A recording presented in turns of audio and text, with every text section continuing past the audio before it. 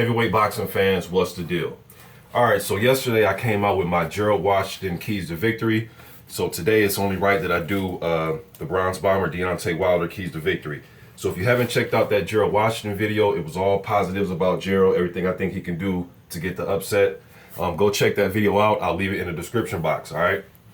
Now, the first thing I want to start out with Deontay Wilder, the very first thing before I get to the 5 things that I wrote down. The very first thing about Deontay Wilder that I believe he does not get enough credit for, you can't teach toughness. You can't get on the bag.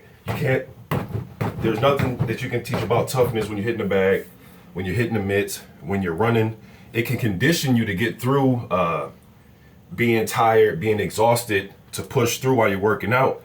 But as far as breaking your hand, tearing your bicep, you can't teach that. Nobody could have taught Vitaly Klitschko the night that he fought Lennox Lewis when half his face was falling off to get through that. That's something that has to be within. And that's one thing that I do think that Deontay Wilder possesses that people do not give him enough credit for. I know that if he's in danger, he's going to fight it out. Whether he fights until he drops on his back, or he breaks his hand, or he tears his bicep, I really believe that Deontay Wilder will fight through pain and toughness. So that's one thing I give him credit for. All right. Regardless of his skill set, that is one key thing that you cannot teach, in my opinion. You cannot teach a fighter, right? The first thing that I think he can do is he cannot let Gerald get any extra confidence at all. He's going to come into the ring confident. He's going to go through the instructions confident, the face-off confident. But as soon as the bell rings, Deontay has to put the jab on him, control the pace, and control the rhythm just with his jab. We know Deontay likes to fight with his hands low. He doesn't necessarily use the jab like this. It's usually like right here. It's usually right here, and he's just moving like that. Even if he's going back, he's just moving it. And Deontay can move in different little angles and rhythms. Deontay said himself, he said this himself in the interview, he isn't your traditional, guy that fights like this, throws the punches like that. He doesn't fight like that. He says that he likes to fight like this, unorthodox, to make you guess. One thing about that, you may look at it and say, if a guy's fighting like this, where's the skill set? Where's the defense? Where's the movement? Where's the bending at the waist? It's there, it's just there in a different form. This right here sometimes, especially when a guy has a good right hand, or if he's fighting in southpaw, has a good left hand, he can make you, this can sometimes stop you in your tracks because you don't know really what to do, especially if you're fighting the normal textbook style. You don't know how to really attack. You may throw a jab out there, but you're not going to rush in because it seems as if he has his hands down. Well, he does have his hands down, but it seems as if you can hit him and reach him easily because he's fighting like this. But that's a mirage. He's walking you into a trap. That's why Deontay likes to figure guys out, the guys that he's been fighting, and he wants you to come forward. That's why he likes to stay on the back foot, and then boom, come down the middle with right hands, surprise you. All right.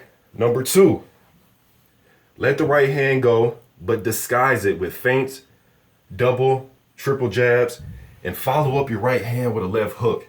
If Deontay does that, he's going to surprise Gerald. Because for one, Gerald knows that the right hand is coming. All right. Even if Deontay, and then if he's disguising the right hand, this is what I mean by disguising it. Just don't come out and do your traditional. Gerald knows that's coming. He's going to be looking for the jab. He's waiting for the right hand, really. So disguise it. Upstairs with the jab, downstairs, change levels. Do everything that Deontay does, a little wild, quirky stuff that he does. Just do it, disguise it, boom, and come down with the right.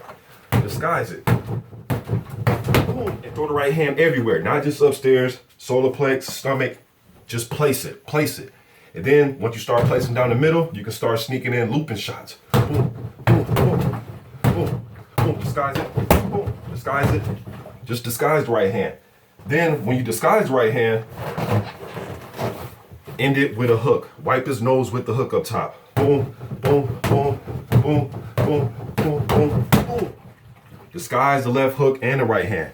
Sometimes you can make the left hook your power shot. Boom, boom. You're still throwing the right hand hard, but you're not putting everything into it. And then, boom, put everything into the left hook. All right. Number 3. Wilder doesn't fight traditional. Oh, I went over that. Okay, doesn't fight in the traditional style. Draw a line in the sand. What I mean by that, this is the line in the sand. Wherever your jab is at the end of that, that's the line in the sand. You don't have to keep it out like this. You can fight like this. It's an imaginary line. As soon as he tries to come forward on you, boom, you got to keep him at bay. You can keep a guy at bay, not just standing in front of him doing this and keeping the line right here. Just wherever you go, just keep that line with you. Keep the line with you. Keep the line with you. He tries to come forward, just keep that jab on him. All right? Next thing, number 4. Well, 4 and 5 I'm just going to combine together, but fight and pressure Washington when he's trying to rest or doesn't want to fight. That's easy. Whenever Washington's moving back, trying to get out the way, and he's moving, Deontay just keep walking forward. Keep that pressure on him mentally. I don't mean keep pressure on him by just, go out there throwing wild punches. Keep pressure on him with your feet. Wherever he goes, you go. You step to him. Wherever he go, you step to him. You go here, you step to him again. You cut the ring off on him. Cut the ring off on him. Step to him.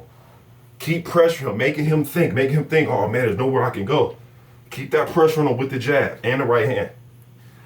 All right? Be patient. Deontay Wilder has been doing a good job in his last few fights being patient.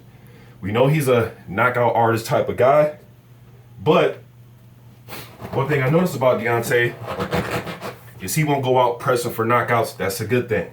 Be patient, work behind your jab. I should hear jab, jab, jab all night from Team Wilder when they're in his corner. Just use the jab, man. Just make Gerald, just stay patient, set everything up. The right hand's gonna come, just set it up and be patient. And another thing that Deontay that I've seen him do is when him and Gerald do get close, Gerald's gonna have the weight advantage. I expect Gerald to not use football tactics like I said yesterday by picking him up and slamming him. But when they get close, I expect Gerald to rough him up, try to land some body shots. Deontay has to throw on the inside. Few punches I've seen that he can throw really good on the inside is uppercuts. Sometimes you get a little wild because he's just winging them. But just boom, boom, place good uppercuts. The ref break you right back on top of him. Get right back on top of him. Do not let him escape. Do not let him get confidence, all right? Those are my keys to victory for Deontay Wilder. I can't wait for the fight tomorrow. You guys be easy. I'm out.